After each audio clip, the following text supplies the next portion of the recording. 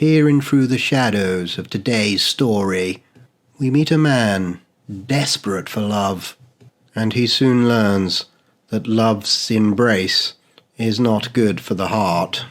Do enjoy. Years ago, a picture was taken that would become one of the most famous ghost photographs of all time. Captured in the eerie confines of Flickling Hall, the image of the Blue Lady had undergone rigorous scrutiny, but had never been debunked as fake. The spectral beauty within the frame had both intrigued and haunted those who dared gaze upon it.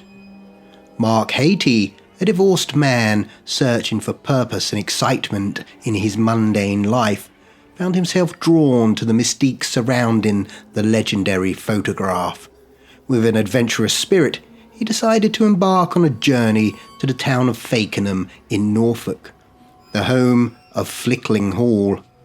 As Mark arrived at the quaint town, he felt an inexplicable shiver down his spine. Flickling Hall loomed in the distance, its ancient facade weathered by time, carrying the weight of countless stories and secrets. Undeterred, Mark found his way to the imposing structure, eager to capture a piece of the supernatural history for himself. Equipped with nothing but his mobile phone, Mark wandered through the dimly lit corridors of Flickling Hall.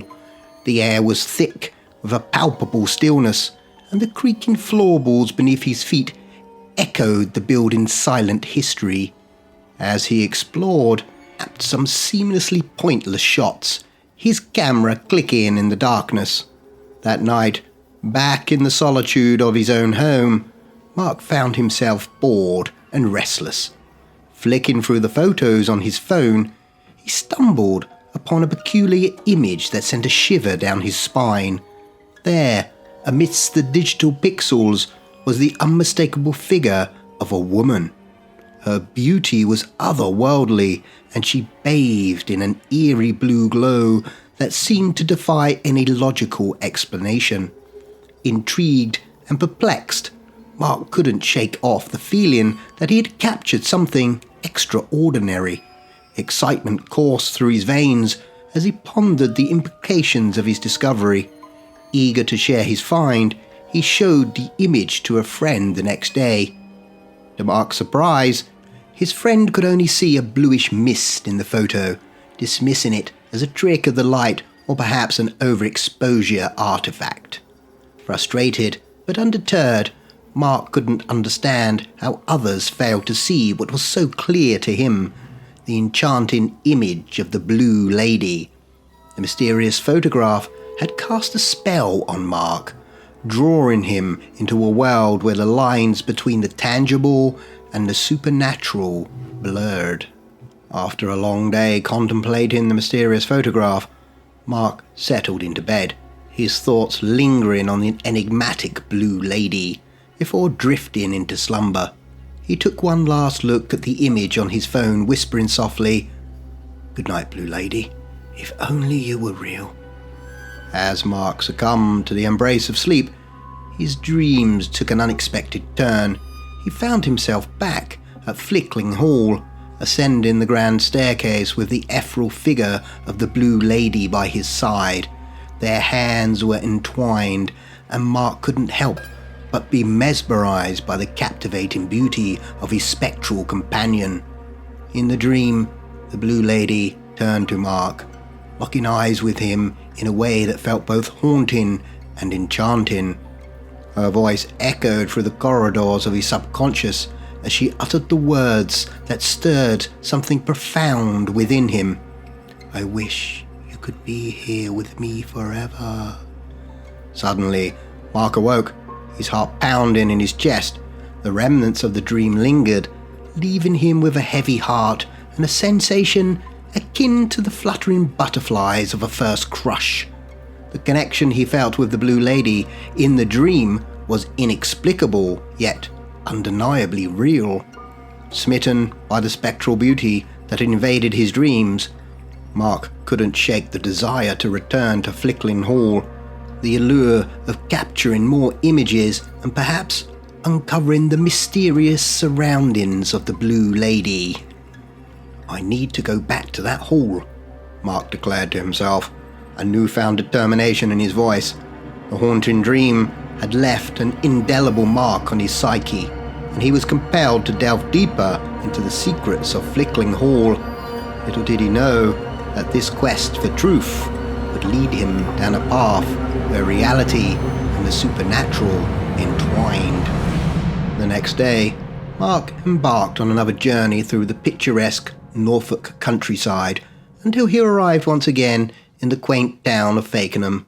His destination, Flickling Hall, stood before him as a silent witness to the mysteries that lingered within its ancient walls.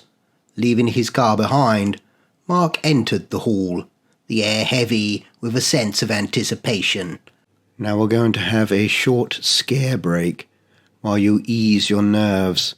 So while you're waiting, don't forget, if you're enjoying the content, go ahead and stab that subscribe button right now. As doing so, you'll really help the professor spread his shadow of evil. Now, let's get back to the story. Without hesitation, he made his way to the grand stairway, the very spot where his dream had unfolded the night before. Eager to capture more images, he began snapping pictures on his mobile phone, each click echoing through the halls. As Mark focused on his task, an old lady approached him, her gaze filled with a knowing look. "Hello, sir. Would you like a tour of the place?" she offered kindly. "No, thank you. I'm interested in these stairs," Mark replied, his eyes fixed on the majestic ascent before him. The old lady smiled knowingly. "Oh, seen a woman here?" Mark's face betrayed his surprise. "Yes, how did you know?" With a gentle chuckle, the old lady revealed, "Many have come for the allure of the Blue Lady. It's said she seeks the love of someone who will forever be at her side, forsaking all others just for her." Intrigued, Mark asked, "Many have had visions of her?"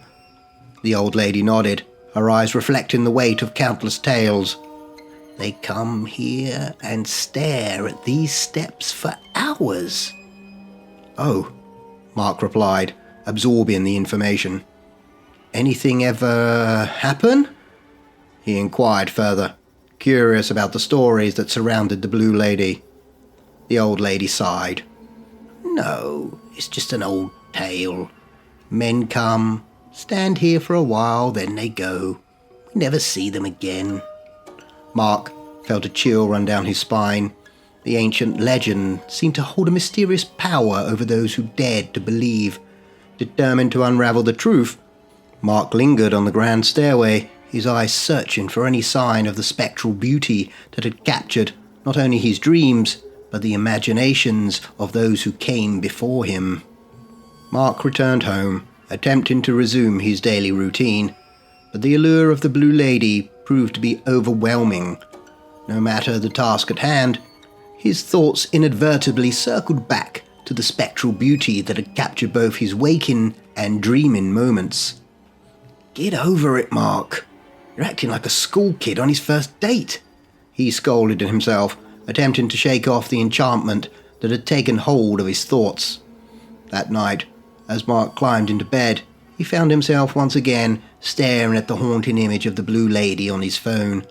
As sleep claimed him, the dream world unfolded before his eyes, and he stood hand in hand with the ethereal figure. "Will you always be at my side, Mark?" the Blue Lady inquired, her voice echoing through his dream. "Yes, I love you so much, I'll never leave you," Mark replied with sincerity.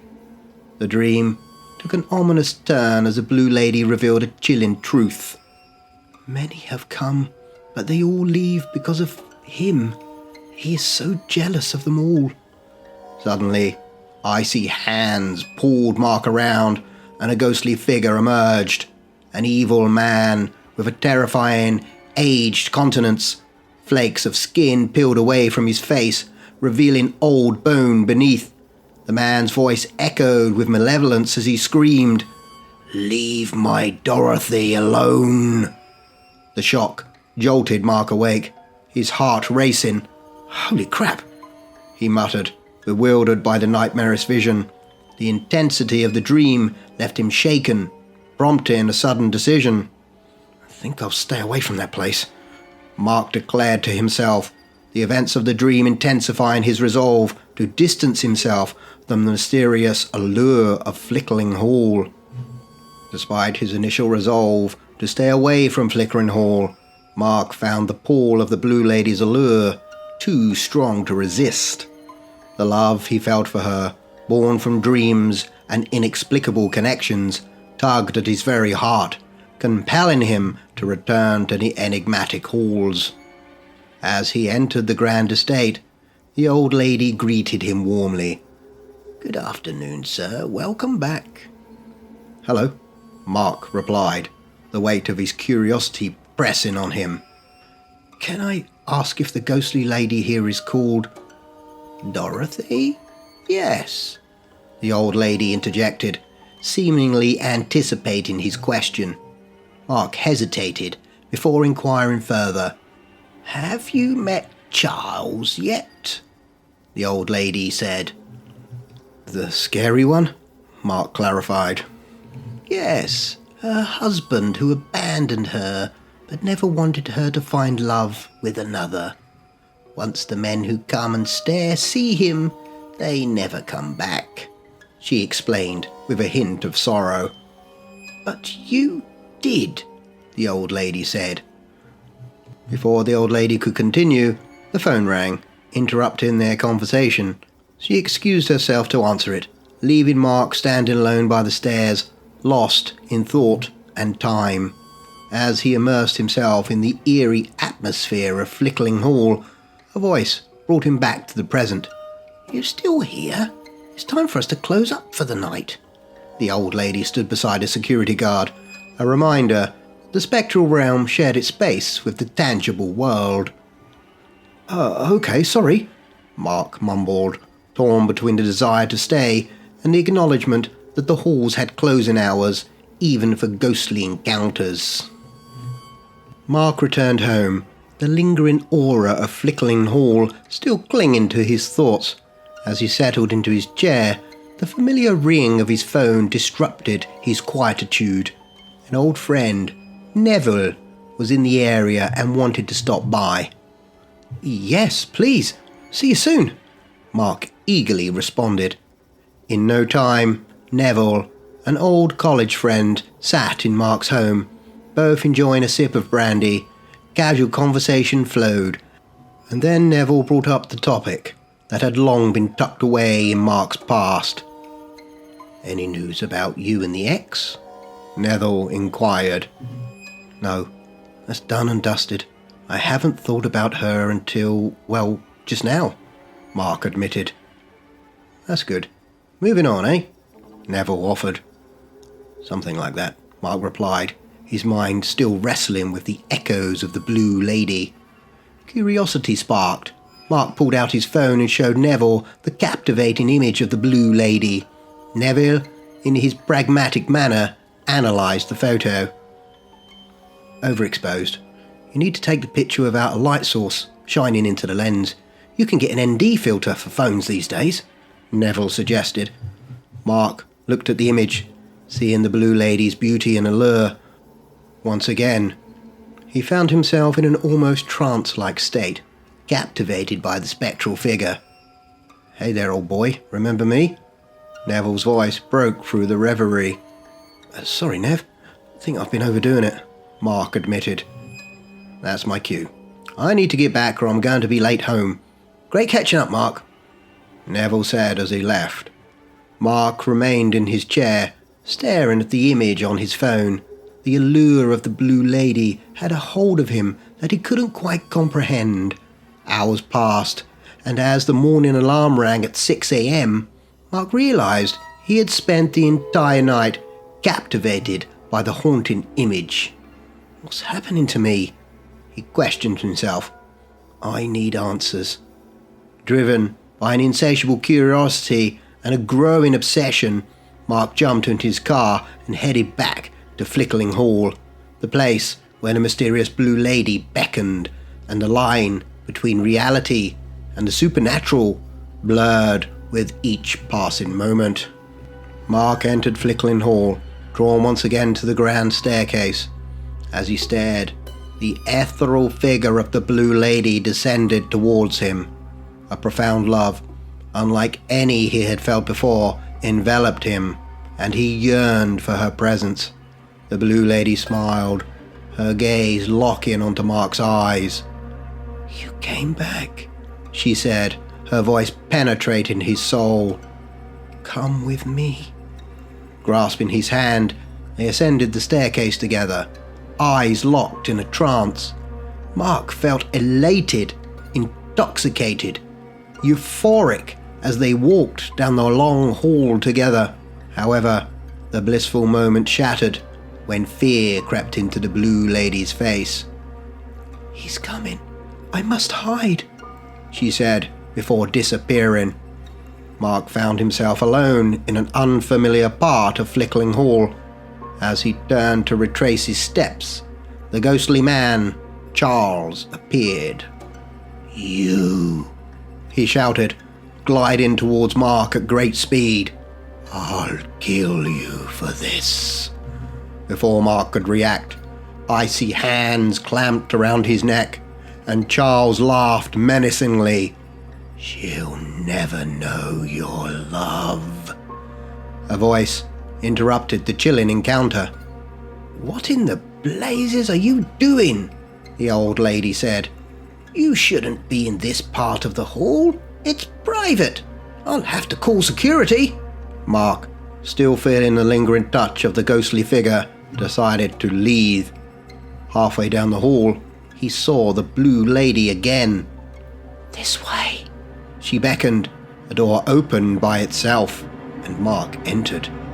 "Here," the Blue Lady said, leading him through more doors until they reached a huge fireplace. "Wait," she whispered. The carving on the fireplace rotated, revealing a hidden passage. "Quickly, he can't find you in here," the Blue Lady urged. Mark entered the hidden passage, and as the fireplace shut behind him, a blue luminescence filled the room. "At last, we are together," the Blue Lady said. Mark, enchanted, moved towards her like a love-sick teenager. However, his foot kicked something, and he activated his phone's flashlight, revealing human bones scattered across the hidden room. Bodies still clothed. The blue light faded, and a voice echoed. "Another one, my darling. Well done." Looking up, Mark saw Dorothy and Charles, hand in hand, laughing. "Many men stare at my Dorothy, but you shall never have her," Charles declared.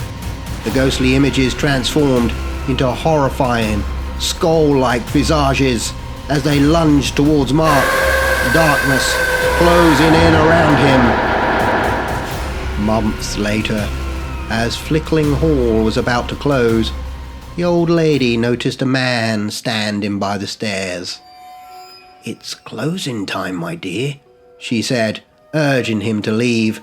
The man hesitated before asking, "Has anyone ever seen a Blue Lady?" The woman interrupted, finishing his sentence. "Many men come and stare at these stairs, looking for her, but only for a little while. Then they stop coming, and we never see them again." The old lady's eyes held a mixture of sadness and knowing, reflecting the countless seekers who had crossed the threshold, captivated by the allure of the Blue Lady. As the doors of Flickering Hall closed behind them, the mysteries within remained veiled, and the legend of the Blue Lady endured, continuing to draw those who sought answers into the eternal enigma of the supernatural. The grand staircase stood as a silent witness to the countless souls who had been touched by the spectral beauty, their fates forever entwined with the mysterious forces that lingered within the haunted halls of Flickling Hall. And if you're still looking to fulfill your thirst for more horror, don't forget to check out this next video, unless of course you're frozen with fear already.